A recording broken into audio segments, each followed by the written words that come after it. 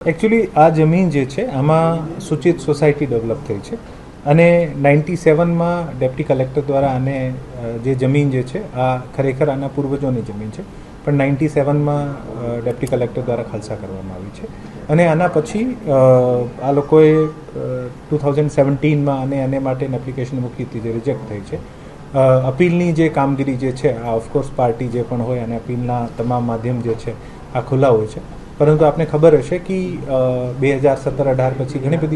ઘણી બધી સોસાયટીઓ આના પહેલાં આપણે સૂચિતમાં ડેવલપ થઈ છે અને આને માટે સરકાર સૂચિત સોસાયટીને નિયમબદ્ધ કરવાનો એક કાયદો પણ લઈને આવી છે. સો આ પ્રકારનું બાંધકામ છે જે આપણે આખા રાજકોટની પેરીફેરીમાં લાગુ પડે છે કે સૂચિત બાંધકામની શ્રેણીમાં આવતું હોય અને સૂચિત બાંધકામની શ્રેણીમાં તમામ રહીશો જે છે આને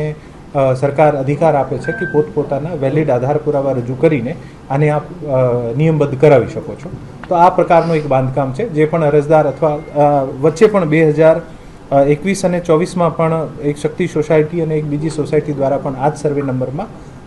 સૂચિતમાં આવેદન પણ કરવામાં આવ્યું છે. સો બેસિકલી આ ક્રાઇટેરિયા જે છે આ સૂચિતમાં આવતા હોવાથી અરજદાર જે છે આ પોતાનું એક્સરસાઇઝ કરી શકે છે અને આને જ કારણે આ બીજી જગ્યાએ જે સરકારી જગ્યા ઉપર દબાણ હોય આના કરતાં ડિફરન્ટ છે. પણ એકચ્યુઅલી આ એક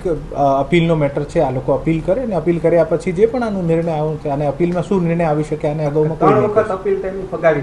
આની અપીલ જે છે આ એને માટે કરવામાં આવી છે અને એનેની જે નહીં થયો હોય આને માટે અપીલ પકડ જે આને સરકાર દખલ થઈ છે.